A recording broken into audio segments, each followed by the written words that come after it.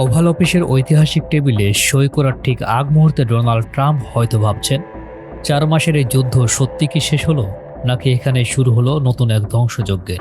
President ট্রাম্পের সেই পূর্ণাঙ্গ বিজয়ের আস্ফলন আজ ধূলিসাৎ। যে ইরানকে তিনি শর্তহীন আত্মসমর্পণ করার স্বপ্ন দেখিয়েছিলেন, সেই ইরানই আজ মাথা উঁচু করে আলোচনার টেবিলে বসতে বাধ্য করেছে বিশ্বকে। এই চুক্তি কোনো শান্তি চুক্তি নয়, বরং ট্রাম্পের জন্য এক অবমাননাকর পিছুহটা, যা যুক্তরাষ্ট্রের সামরিক আধিপত্যের কফিনে শেষ পেরেক ঢুকিয়ে দিয়েছে। যে ওবামার পরমাণু চুক্তিকে ট্রাম্প ইতিহাসের সবচেয়ে বাজে চুক্তি বলে ছিঁড়ে ফেলেছিলেন, আর সেই ট্রাম্পকেই আবার সেই একই চুক্তির শর্তে ইরানকে মেনে নিতে হচ্ছে। যেখানে যুদ্ধের শুরুতে ট্রাম্পের হুঙ্কারে আকাশ বাতাস প্রকম্পিত ছিল, সেখানে আজ হোয়াইট হাউসের নিরাপত্তা বলে দিচ্ছে সবই ছিল নিছক রাজনৈতিক নাটক।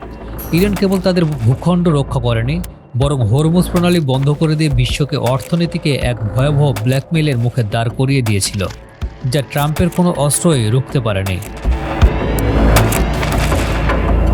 এই ধ্বংসস্তূপ থেকে ইরান প্রমাণ করে দিয়েছে তারা কতটা বিপজ্জনক।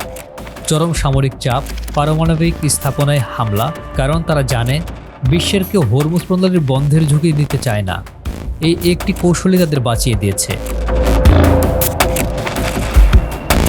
মার্কিন সামরিক বাহিনী সত্যি কি এতটা দুর্বল হয়ে গেছে? কোটি কোটি ডলারের নিখুঁত ক্ষেপণাস্ত্র কি তবে নিছক খেলনা ছিল? পেন্টাগনের এই ব্যর্থতা বিশ্বকে আজ একটি নতুন বার্তা দিচ্ছে, যুক্তরাষ্ট্রের সে পুরনো দাপট আর নেই। ইউরোপ, এশিয়া ও মধ্যপ্রাচ্যের মিত্রদের বিশ্বাস আজও ভেঙে খান খান। ট্রাম্পের অধীনে এই পতন কি থামবে, নাকি ইরান আগামী দিনে আরও বড় ধরনের হুমকি নিয়ে ফিরবে? এই উত্তর পাওয়ার জন্য আমাদের চোখ রাখতে হবে আগামী মাসগুলোর অস্থির ভূ রাজনীতিতে।